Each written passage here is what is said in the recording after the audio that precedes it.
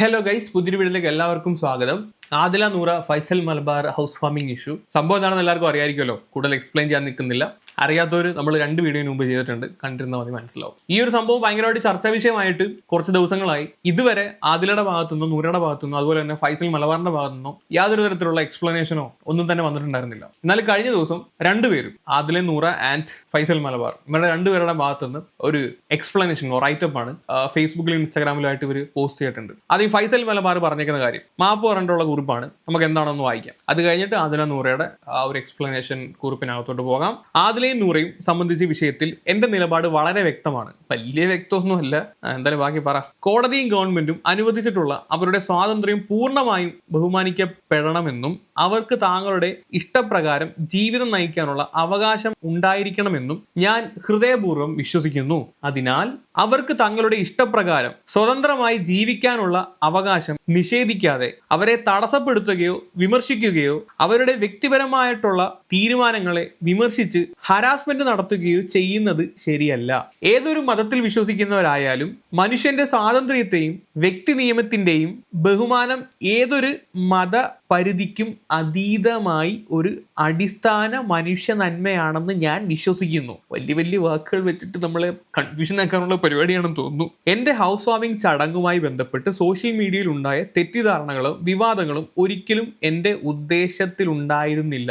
അതല്ലേലും വിവാദം ഉണ്ടാക്കണമെന്നും പറഞ്ഞിട്ട് ആരും ഹൗസ് വാമിംഗ് ഉണ്ടാക്കത്തൊന്നും ഇല്ലല്ലോ. അത് നിങ്ങളുടെ മണ്ടത്തരം കാരണം ഉണ്ടായ സാധനമാണ്. ബാക്കി എന്തായാലും നോക്കാം. അത് പ്രതീക്ഷിച്ചതിനും അപ്പുറം ചില നെഗറ്റീവ് പ്രതികരണങ്ങളും ഹരാസ്മെന്റുകളും ഉയർന്നു വന്നു. അത് ഇവർക്ക് മാനസികമായി ബുദ്ധിമുട്ടുണ്ടാക്കിയെന്ന് ഞാൻ മനസ്സിലാക്കിയിട്ടുണ്ട്. അവർക്ക് മാനസികമായി ബുദ്ധിമുട്ടുണ്ടാക്കിയെന്ന് മനസ്സിലാക്കാൻ ഇക്കായ്ക്ക് ഇത്രയും ദിവസം വേണ്ടി വന്നു. അതാണ് നമുക്ക് മനസ്സിലാവാത്തത്. അതുകൊണ്ട് ഞാൻ വ്യക്തമായി പറയുന്നത്, ഓരോരോ പോയിന്റ് വെച്ചിട്ടാണ് പുള്ളി വ്യക്തമായി പറയുന്നത്. ChatGPT എല്ലാം അടിച്ച് സെറ്റാക്കിയതാണോ എന്തെല്ലാവട്ടെ. അവരെ വേദനിപ്പിക്കാനുള്ള ഉദ്ദേശം എനിക്കൊന്നും ഉണ്ടായിരുന്നില്ല. അവരെ വേദനിപ്പിക്കാനുള്ള ഉദ്ദേശം ഉണ്ടായിരുന്നില്ലെങ്കിൽ ഇക്കാടെ ആദ്യത്തെ കുറിപ്പ് ഇക്കാ തന്നെയല്ലേ എഴുതിയത്. അത് വായിക്കുന്ന ആർക്കാണെങ്കിലും വേദനിക്കപ്പെടുത്തില്ലേ? അതിനകത്ത് എന്തൊക്കെ എഴുതി വെച്ചാൽ നിങ്ങൾക്ക് വല്ല ബോധമുണ്ടാ? ഓർമ്മയില്ലേ? നാണ്ട ഞാൻ ഒന്ന് വായിച്ചു കേൾപ്പിക്കാം. പൊതുസമൂഹത്തിന്റെ സദാചാര മൂല്യങ്ങളെ വെല്ലുവിളിച്ചും സ്വന്തം മാതാപിതാക്കളെ തന്നെ ധിക്കരിച്ചും സമൂഹ മാധ്യമങ്ങളിൽ താറടിച്ച് പ്രവർത്തിച്ചു കൊണ്ടിരിക്കുന്ന അവരെ സ്വീകരിച്ചവരുടെ പുതുതലമുറയ്ക്ക് തെറ്റായ സന്ദേശം നൽകിയെന്ന ആരോപണത്തെ മുഖവിലക്കെടുക്കുന്നു. ഇത് കേൾക്കുന്ന ആർക്കാണെങ്കിലും എന്റെ പൊന്നിക്ക പിന്നെ അവരത് സന്തോഷിച്ച് തുള്ളിച്ചാടണ. നിങ്ങൾ എഴുതി പിടിപ്പിച്ച സാധനം കേട്ടിട്ട് എന്നിട്ട് ഇപ്പൊ വന്നിട്ട് പറയാം അവരെ വേദനിപ്പിക്കാനുള്ള ഉദ്ദേശം എനിക്കൊന്നും ഉണ്ടായിരുന്നില്ല പോലും. കൊള്ളാം, നന്നായിട്ടുണ്ട്, മെഡിക്കൽ കൊള്ളാം. ബാക്കി കേൾക്കാം. അവരുടെ വ്യക്തി സ്വാതന്ത്ര്യവും അവകാശവും ഞാൻ പൂർണ്ണമായും ബഹുമാനിക്കുന്നു. ഒരു തരത്തിലുള്ള ബഹുമാനവും നിങ്ങളുടെ ആദ്യത്തെ കുറിപ്പിനകത്ത് ഉണ്ടായിരുന്നില്ല. നമ്മളി മനസ്സിലായപ്പോൾ തിരുത്തിയത് നല്ല കാര്യം. അവർക്കെതിരായ അനാവശ്യ വിമർശനങ്ങളും ഹേറ്റ് ക്യാമ്പയിനുകളും അവസാനിക്കണമെന്ന് ഞാൻ ഹൃദയപൂർവ്വം ആഗ്രഹിക്കുന്നു. നല്ല കാര്യം. അവർ സമാധാനത്തോടെ ആരുടെയും ഭീഷണിയോ സമ്മർദ്ദമോ കൂടാതെ സ്വന്തം ജീവിതം മുന്നോട്ട് കൊണ്ടുപോകാൻ അവസരം ലഭിക്കണം. ഓക്കെ, ഇതൊക്കെയാണ് പുള്ളി പോയിന്റ് ആയിട്ട് വ്യക്തമായി പറയുന്ന കാര്യങ്ങൾ. അത് കഴിഞ്ഞിട്ട് ഒരു മനുഷ്യൻ എന്ന നിലയിൽ മനുഷ്യരുടെ സ്വാതന്ത്ര്യത്തെയും സുരക്ഷയെയും ബഹുമാനിക്കുക എന്നാണ് ഏറ്റവും പ്രഥമമായ മൂല്യം. മനസ്സിലാവുന്നുണ്ട്. ഈ വിഷയത്തെക്കുറിച്ച് എന്നോട് സംസാരിച്ച, കാര്യങ്ങൾ മനസ്സിലാക്കിയ, പിന്തുണച്ച എല്ലാ സുഹൃത്തുക്കൾക്കും ഹൃദയപൂർവ്വം നന്ദി പറയുന്നു. വിച്ച് മീൻസ് നിങ്ങളുടെ പേര് പറഞ്ഞ് അവരെ പോയി തെറി വിളിച്ചവർക്ക് നിങ്ങൾ നന്ദി പറയുക എന്നല്ല ഇദ്ദേഹത്തെ ഉദ്ദേശിച്ചത്. നിങ്ങളെ സപ്പോർട്ട് ചെയ്യുക എന്ന് പറയുമ്പോഴത്തേക്ക് അവരെ കരിവാരി തേക്കുക, അവരെ ഒന്നിനും കൊള്ളാത്തവർ അല്ലെങ്കിൽ ഈ ഭൂമിയിൽ ജീവിക്കാൻ അവകാശമില്ലാത്തവർ എന്നുള്ള തരത്തിൽ ചിത്രീകരിക്കുക. അതാണ് നിങ്ങളെ സപ്പോർട്ട് ചെയ്തവർ എന്ന് നിങ്ങൾ പറയുന്ന ആളുകൾ. അവർക്കുള്ള നന്ദിയാണെന്ന് ഞാൻ വിശ്വസിക്കുന്നു. തെറ്റിദ്ധാരണകൾ ഉണ്ടായിട്ടുണ്ടെങ്കിൽ അതിന് ക്ഷമയും ഞാൻ വിനീതമായി അപേക്ഷിക്കുന്നു. തെറ്റിദ്ധാരണകൾ ഉണ്ടായിട്ടുണ്ടെങ്കിൽ എന്നാണ് പുള്ളി പറയുന്നത്, അല്ല തെറ്റിദ്ധാരണ ഉണ്ടായി എന്ന് അല്ല പറയുന്നത് കേട്ടോ. എങ്കിൽ ക്ഷമ ചോദിക്കുന്നു. ഓക്കെ, അതൊരു ക്ഷമയായിട്ട് കൂട്ടാൻ പറ്റുമോ എന്നറിയില്ല. വാട്ട് എവർ, ഇങ്ങനെ ഒരു കുറിപ്പിടാൻ കാണിച്ച അങ്ങയുടെ വലിയ മനസ്സിന് നന്ദി. ഇപ്പോഴും തെറ്റ് മനസ്സിലായോ എന്ന് പൂർണ്ണമായിട്ടും ഈ ഒരു കുറിപ്പ് വായിച്ചിട്ട് മനസ്സിലാവുന്നില്ല. ആരൊക്കെയോ നല്ല രീതിയിൽ പണിയെടുത്ത് വെളുപ്പിക്കാൻ വേണ്ടി എഴുതി വെച്ചതുപോലാണ് ഇത് വായിച്ചപ്പോൾ എനിക്ക് തോന്നിയ കാര്യം. ഒരു കാര്യം നമുക്ക് പറയാനുള്ളൂ. നമ്മുടെ നിലപാടുകൾ, വാക്കുകൾ, പ്രവൃത്തികൾ ഇത് നമ്മുടേത് മാത്രമായിരിക്കും. മറ്റൊരു വ്യക്തിയുടെയോ സമുദായത്തിന്റെയോ സംഘടനയുടെയോ ഇൻഫ്ലുവൻസ് കാരണം മാറുന്നതായിരിക്കരുത് നമ്മുടെ നിലപാടും വാക്കുകളും പ്രവൃത്തികളും. നിങ്ങളുടെ ആദ്യത്തെ കുറിപ്പും ഈ കുറിപ്പ് നോക്കുവാണെങ്കിൽ നിങ്ങൾക്ക് നിലപാടില്ല, വോയിസ് ഇല്ല. ആരൊക്കെയോ നിങ്ങളുടെ അങ്ങോട്ട് ചാടാൻ പറയുന്നു, നിങ്ങൾ അങ്ങോട്ട് ചാടി. ഇപ്പൊ ഇങ്ങോട്ട് ചാടാൻ പറയുന്നു, നിങ്ങൾ ഇങ്ങോട്ട് ചാടി. ഈ 2 പോസ്റ്റും വായിക്കുന്ന ഏത് കൊച്ചുകുട്ടിക്കും അതാണ് തോന്നുന്നത്. ആരൊക്കെയോ കീ കൊടുക്കുമ്പോൾ പ്രവർത്തിക്കുന്ന പാവ പോലെ. ആദ്യം നിങ്ങൾ അവരെ ഇൻവൈറ്റ് ചെയ്യുന്നു, എന്നിട്ട് എന്നിട്ട് നിങ്ങൾ അത് പറയുന്നു ഞാൻ ഇൻവൈറ്റ് ചെയ്തിട്ടില്ല. അവർ നിങ്ങളുടെ ചടങ്ങിൽ പങ്കെടുക്കുന്നു, കൂടെ നിന്ന് ഫോട്ടോ എടുക്കുന്നു, വളരെ സൗമ്യമായിട്ട് അവരുടെ സംസാരിക്കുന്നു, ഇത് വൈറലാവുന്നു, വിവാദമാകുന്നു. അപ്പൊ നിങ്ങൾ കൺഫ്യൂസ്ഡ് ആയി ഇത് എങ്ങനെ സോൾവ് ചെയ്യാം അല്ലെങ്കിൽ ഇതിനെ എങ്ങനെ പ്രതിരോധിക്കാം എന്ന് കൺഫ്യൂസ്ഡ് ആയപ്പോഴത്തേക്ക് നിങ്ങൾ ഒരു പോസ്റ്റുമായിട്ട് വരുന്നു.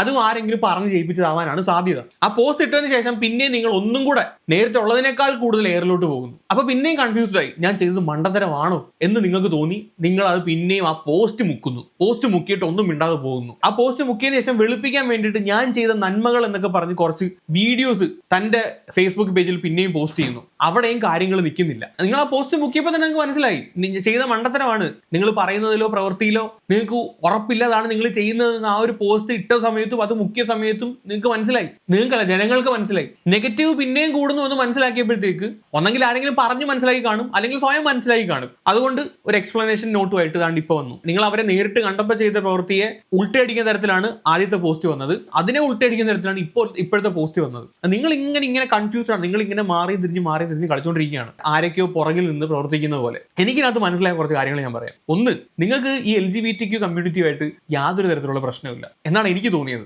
സമുദായത്തെ വെറുപ്പിക്കേണ്ട എന്ന് വിചാരിച്ചിട്ടാണ് നിങ്ങൾ ആദ്യത്തെ ആ ഒരു പോസ്റ്റ് തന്നെ ഇട്ടത്. നിങ്ങളൊരു നല്ല മനുഷ്യനാണ്, നിങ്ങളുടെ ഉള്ളിൽ ഒരു മനുഷ്യത്വം ഉണ്ട്, അതൊക്കെ കാര്യം ശരി തന്നെ. പക്ഷെ നിങ്ങൾ മാറിയും തിരിഞ്ഞും കളിച്ചുകൊണ്ടിരിക്കുക. ഇനി എനിക്ക് മനസ്സിലാവാത്ത കുറച്ച് കാര്യങ്ങൾ ഞാൻ പറയാം. നിങ്ങൾ ഇത്രയും വലിയൊരു ബിസിനസ്മാൻ ആണ്, സ്റ്റിൽ നിങ്ങൾ മറ്റുള്ളവരിൽ ഇൻഫ്ലുവൻസ്ഡ് ആവുന്നു എന്നുള്ളതാണ്. ഒരു പ്രോബ്ലം വരുമ്പോഴത്തേക്ക് അതിനെ എങ്ങനെ സോൾവ് ചെയ്യണം, അതിനെ എങ്ങനെ പ്രോപ്പറായിട്ട് ഇലയ്ക്കും ഉള്ളിനും കേടില്ലാതെ ഹാൻഡിൽ ചെയ്യണമെന്ന് നിങ്ങൾക്ക് ഇതുവരെ മനസ്സിലാവുന്നില്ല. ഇതുവരെ നിങ്ങൾക്ക് അറിയില്ലേ? പിന്നെ നിങ്ങൾ ഇത്രയും വലിയൊരു ബിസിനസ്മാൻ എങ്ങനെയാണെന്ന് എനിക്ക് മനസ്സിലാവാത്തത്. അതോ നിങ്ങൾ ഡൂപ്പിനെ ഇറക്കിയാണോ ഈ പരിപാടിയെല്ലാം ചെയ്തുകൊണ്ടിരിക്കുന്നത്? ഞാൻ ഈ LGBTQ കമ്മ്യൂണിറ്റിയെ പൂർണ്ണമായിട്ട് സപ്പോർട്ട് ചെയ്യുന്ന വ്യക്തിയൊന്നുമല്ല. നമ്മൾ സപ്പോർട്ട് ചെയ്താലും ചെയ്തില്ലെങ്കിലും ഒരു മനുഷ്യൻ എന്നുള്ള രീതിയിൽ നമ്മൾ നമ്മുടെ സഹജീവികളോട് കാണിക്കേണ്ട കുറച്ച് മര്യാദകളുണ്ട്. ആ ഒരു മര്യാദകേട് നിങ്ങൾ കാണിച്ചതാണ് ഇവിടുത്തെ ഏറ്റവും വലിയ പ്രശ്നം. അല്ലാതെ നിങ്ങൾ അവരുടെ LGBTQ കമ്മ്യൂണിറ്റിയെ സപ്പോർട്ട് ചെയ്യുന്നുണ്ടോ അല്ലെങ്കിൽ നിങ്ങൾ ചെയ്യുന്നില്ലയോ അതൊന്നും ഇവിടെ ആരും ചോദ്യം ചെയ്യുന്നില്ല. നിങ്ങൾ അവരെ വിളിച്ചു വരുത്തിയിട്ട് അപമാനിച്ചു വിട്ടു. അതാണ് ഇവിടുത്തെ പ്രശ്നം. നിങ്ങളുടെ അടുത്ത് ആരും അവരെ സപ്പോർട്ട് ചെയ്യണമെന്നോ ചെയ്യണ്ടാന്നോ പറയുന്നില്ല. അതൊക്കെ ഓരോരുത്തരുടെ വ്യക്തികളുടെ താല്പര്യമാണ്. നമ്മളിവിടെ പറയുന്ന ഒരേ ഒരു കാര്യം,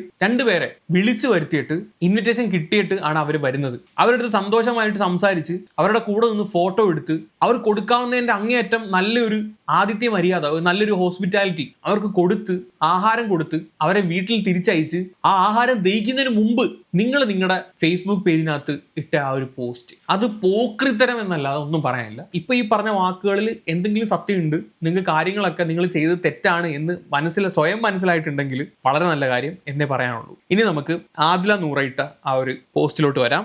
അത് ഞാനൊന്ന് വായിക്കാം. We are invited to Faisal Malabar's house warming and we attended with respect and good will, not as influencer, not for payment, not for publicity. അവര് ഫൈസൽ മലബാറിന്റെ ഹൗസ് വാമിംഗിൽ പങ്കെടുത്തത് ഒരു ഇൻഫ്ലുവൻസർ ആയിട്ടല്ല, പേയ്മെന്റിന് വേണ്ടിയിട്ടല്ല, പബ്ലിസിറ്റിക്ക് വേണ്ടിയിട്ടല്ല. അവർക്ക് പബ്ലിസിറ്റിയുടെ പേയ്മെന്റിന്റെ ആവശ്യമുണ്ടെന്ന് എനിക്ക് തോന്നുന്നില്ല. ബിഗ് ബോസ് എന്ന് പറഞ്ഞ ഇത്രയും വലിയൊരു ഷോയിൽ നിന്ന് ഇറങ്ങി വന്ന ലൈം ലൈറ്റ് നിൽക്കുന്ന രണ്ട് പിള്ളേരാണ്. അവർക്ക് അങ്ങനെ പബ്ലിസിറ്റിയുടെ റീച്ചിന്റെ ആവശ്യം ഫൈസൽ മലബാറിന്റെ ഹൗസ് വാമിംഗിൽ പങ്കെടുത്തിട്ട് കിട്ടേണ്ട ആവശ്യകത അവർക്കില്ല. We when because an invitation was personally extended to both of us and we believed it came from a place of kindness. അവർക്കൊരു പ്രോപ്പർ ഇൻവിറ്റേഷൻ കിട്ടിയിട്ടാണ് അവർ അവിടെ ചെല്ലുന്നത്. അത് വലിഞ്ഞു കയറി ചെന്ന ടീംസ് ഒന്നും അല്ല. At the event we were welcomed warmly, our names were called out, photos were taken and were treated with genuine hospitality. There was never any indication that our presence was an issue or that we were unwanted. വളരെ വ്യക്തമായിട്ട് പറയുന്നുണ്ട്. അവരെ വളരെ നല്ല രീതിയിൽ തന്നെയാണ് നിങ്ങൾ സ്വാഗതം ചെയ്തത്. നല്ല രീതിയിലുള്ള വളരെ ജെന്യൂൻ ആയിട്ടുള്ള ഒരു ഹോസ്പിറ്റാലിറ്റിയാണ് നിങ്ങൾ അവർക്ക് പ്രൊവൈഡ് ചെയ്തത്. ഒരിടത്ത് പോലും അവര് വന്നത് ഒരു കല്ലുകടിയായിട്ടോ അല്ലെങ്കിൽ ഒരു മോശം പ്രവൃത്തിയായിട്ടോ ആ ഒരു ചടങ്ങിൽ എവിടെയും ആരും പറയുന്നതായിട്ടോ പ്രവർത്തിക്കുന്നതായിട്ടോ കണ്ടില്ല. But the next day, seeing a public statement implying that inviting two girls, പേര് പോലും പറയാതാണ് ആ ഒരു പോസ്റ്റ് ഇട്ടേക്കുന്നത്, 2 girls, inviting 2 girls was a mistake and that accepting us sent a wrong message to society was deeply disappointing. We want to make one thing very clear, we do not force ourselves into anyone's home. We did not attend uninvited. We did not disrespect any space or any person. അവരവരുടെയും വീട്ടിലോട്ട് ബലമായിട്ട് കയറിയിട്ടില്ല, അവരെ വിളിക്കാതല്ല അവർ ചെന്നേക്കുന്നത്, അവരാരെയും disrespect ചെയ്യുകയോ ഒന്നും തന്നെ ചെയ്തിട്ടില്ല. We simply showed up as who we are, two human beings living our truth with dignity. If our existence challenges outdated ideas, then let it. If our presence makes someone uncomfortable, that is their reflection, not ours. അവരുടെ presence ആർക്കെങ്കിലും ബുദ്ധിമുട്ടുണ്ടാക്കുന്നുണ്ടെങ്കിൽ അവരുടെ reflection ആണത്, അവരുടെ പ്രശ്നമാണത്, അല്ലാതെ ഇവരുടെ പ്രശ്നമല്ല. Love is not a moral crime. Living honestly is not a social threat, and no apology is needed for being who we are. To everyone who stood with us, showed us love and raised their voice when things were unfair. Thank you from the bottom of our hearts. Your support gave us strength and your kindness reached us louder than any hate. Okay, support ചെയ്തവർക്ക് നന്ദി പറയുന്നുണ്ട്. The original write-up that hurt us was taken down. A new message was posted. We appreciate the correction. We hope it remained everyone of a simple truth. Seeing people as human beings, not through the lens of caste, religion, gender or identity. Humanity and respect should always come first. Faisal Malabar last ഇട്ട പോസ്റ്റിന് ശേഷമാണ് ഇവർ ഈ ഒരു കാര്യം post ചെയ്യുന്നത്. ആ ഒരു പോസ്റ്റിനെ അവർ അപ്രിഷിയേറ്റ് ചെയ്യുന്നു. എന്നിട്ട് പറയുന്നുണ്ട്, മനുഷ്യരെ കാണേണ്ടത് കാസ്റ്റിന്റെയോ റിലീജിയന്റെയോ ജെൻഡറിന്റെയോ ഐഡന്റിറ്റിയുടെയോ ആ ഒരു രീതിയിലല്ല. മനുഷ്യത്വം എന്ന് പറഞ്ഞൊരു സാധനം ഉണ്ടല്ലോ, നമ്മളൊക്കെ ഹ്യൂമൻ ബീങ്സ് ആണെന്നുള്ള ഒരു ചിന്ത നമുക്കുണ്ടല്ലോ, ആ ഒരു രീതി കണ്ടാൽ മതി. അല്ലാതെ ഈ ടീംസ് ഞാൻ LGBT ആണ് എനിക്ക് സപ്പോർട്ട് വേണം എന്നും പറഞ്ഞ് ബിഗ് ബോസിനകത്തോ അല്ലെങ്കിൽ സോഷ്യൽ മീഡിയയിലോ വന്നിരുന്നിട്ട് ഡയലോഗ് അടിക്കാൻ നേരത്തെങ്കിലും വലിച്ചു കയറി അന്നായി വിട്ടാനെ. ഇവർ ബിഗ് ബോസിനകത്തുള്ള സമയത്ത് പോലും ഇവരുടെ ഒരു ക്വാളിറ്റി ആയിട്ട് ഞാൻ കണ്ടത് അവർ ഒരു തവണ പോലും LGBT കമ്മ്യൂണിറ്റിക്ക് വേണ്ടി സംസാരിക്കുകയോ അല്ലെങ്കിൽ ആ ഒരു സിമ്പതി വോട്ട് ഞങ്ങൾ LGBT ആണ് അന്നേരം ആ ഒരു കമ്മ്യൂണിറ്റിയുടെ വോട്ട് വേണമെന്ന് പോലും ഒരു തരത്തിലും ഒരു സ്റ്റേറ്റ്മെന്റോ ഒന്നും ഇവരുടെ വായിന്ന് വീഴുന്നതായിട്ട് ഞാൻ കണ്ടിട്ടില്ല. അവരെപ്പോഴും നമ്മളെപ്പോലെ ഒരു വ്യക്തികൾ എന്നുള്ള രീതിയിൽ അവർ അതിൻ്റെ അകത്ത് ബിഹേവ് ചെയ്തിട്ടുള്ളൂ. സാധാരണ മനുഷ്യരെ വെച്ച് നോക്കുമ്പോൾ അവരുടെ സെക്ഷുവാലിറ്റി വേറെ ആയിപ്പോയി. ആ ഒരു കാര്യം മാറ്റി നിർത്തി കഴിഞ്ഞാൽ എല്ലാവരും സെയിം ആണ്. ആൻഡ് ഏറ്റവും അവസാനം, we will continue to live with love, pride and honesty and we hope the world continue to choose and kindness and over discrimination. Noora and Adila എന്ന് പറഞ്ഞിട്ടാണ് അവർ ഈ ഒരു കുറിപ്പ് അവസാനിപ്പിക്കുന്നത്. വെൽ ക്രാഫ്റ്റഡ്, വളരെ റെസ്പെക്ട്ഫുൾ ആയിട്ട് എഴുതി വെച്ചേക്കുന്ന റൈറ്റപ്പ് ആയിട്ടാണ് എനിക്കത് ഫീൽ ചെയ്തത്. ഇത്രയും പ്രായമുള്ള, ഇത്രയും എക്സ്പീരിയൻസ് ഉള്ള നിങ്ങൾക്കില്ലാത്ത മെച്യൂരിറ്റി ആ പിള്ളേർ കാണിച്ചിട്ട് ഈ ഒരു കുറിപ്പിനകത്തോടെ. ഈ കുറിപ്പിൽ ഒരിടത്ത് പോലും നിങ്ങളെ തള്ളി പറഞ്ഞിട്ടില്ല, നിങ്ങളെ അധിക്ഷേപിച്ചിട്ടില്ല. അവരവരുടെ കാര്യം പറഞ്ഞു, സപ്പോർട്ട് ചെയ്ത ആളുകൾക്ക് നന്ദി പറഞ്ഞു, അത് അവസാനിപ്പിച്ചു. അവർക്ക് വേണമെങ്കിൽ ഇതൊരു കോണ്ടന്റ് ആക്കാമായിരുന്നു. ഇതൊരു കോണ്ടന്റ് ആക്കി കുറച്ചും കൂടെ റീച്ചും കുറച്ച് ക്യാഷും കൂടെ ഉണ്ടാക്കാമായിരുന്നു. ഇതിന്റെ പേര് ഒരു 10 ഇന്റർവ്യൂ എങ്കിലും മിനിമം കൊടുക്കാം. ഒരു ഇന്റർവ്യൂവിന് 1 ലക്ഷം വെച്ചിട്ട് പേ ചെയ്താലും 10 ഇന്റർവ്യൂ കൊടുത്തു കഴിഞ്ഞാൽ 10 ലക്ഷം രൂപ കൈയിരിക്കും. പൊളിക്കൂ. ബട്ട് ചെയ്തില്ല. അവരൊരു സ്വന്തമായിട്ട് അവരുടെ യൂട്യൂബ് ചാനലിൽ പോലും അവരൊരു വീഡിയോ ആയിട്ട് വന്നില്ല. ഒരു റൈറ്റപ്പിൽ അവർ ഒതുക്കി. വേറെ ടീംസ് വല്ലതും ആയിരുന്നെങ്കിൽ 50 ദിവസം 50 കണ്ടന്റ് ഇറക്കിയാണ് ഈ ഒരു സാധനമായിട്ട് വെച്ചിട്ട്. സോ ഈ ഒരു സബ്ജക്ട് ഇവിടെ തീർന്നെന്ന് വിചാരിക്കുന്നു. ഇനി ആർക്കും ഇങ്ങനത്തെ ഒരു അവസ്ഥ ഉണ്ടാവാതിരിക്കട്ടെ. കൂടുതലൊന്നും പറയുന്നില്ല ഗൈസ്, താഴെ ഒന്ന് കമന്റ് ചെയ്യുക. ഐ നോ ഒരുപാട് പേര് ഇവരെ ഹേറ്റ് ചെയ്യുന്നുണ്ട്. ആ ഹേറ്റ് എനിക്ക് തോന്നുന്നു ഇവരോടുള്ള ഹേറ്റ് അല്ല, ഇവരുടെ കമ്മ്യൂണിറ്റിയോടുള്ള ഹേറ്റ് ആണ്. ഇവരുടെ ആ ഒരു ലെസ്ബിയൻ എന്ന് പറയുന്ന ആ ഒരു സാധനം അക്സെപ്റ്റ് ചെയ്യാൻ പറ്റാത്തതിനകത്തുള്ള ഹേറ്റ് ആണ്. അല്ലാതെ നൂറ അല്ലെങ്കിൽ ആദില എന്ന് പറയുന്ന 2 വ്യക്തികളോടുള്ള ഹേറ്റ് അല്ല എന്ന് ഞാൻ മനസ്സിലാക്കി. ഞാൻ പറഞ്ഞല്ലോ, അവര് നമ്മുടെ സൊസൈറ്റിയിൽ വലിയൊരു നാശം സൃഷ്ടിച്ചെന്ന് ഞാൻ വിശ്വസിക്കുന്നില്ല. മാന്യമായിട്ട് പണിയെടുത്താണ് ജീവിക്കുന്നത്. ഓരോ ടീംസിനെ പോലെ കോമാളിത്തരം കാണിച്ചോ അല്ലെങ്കിൽ വേറെ കുറെ ടീംസിനെ പോലെ തുണി ഉരിഞ്ഞോ അല്ല ജീവിക്കണേ. അപ്പൊ ഇത്രയും ഹേറ്റ് അവർ അർഹിക്കുന്നില്ല എന്ന് എനിക്ക് പറയാനുള്ളൂ. സോ കൂടുതലൊന്നും പറയുന്നില്ല ഗൈസ്. എന്താണ് നിങ്ങളുടെ ഒപ്പീനിയൻ? താഴെ ഒന്ന് കമന്റ് ചെയ്യുക. അപ്പൊ ശരി, വേറെ വീട്ടുകാരാണ്.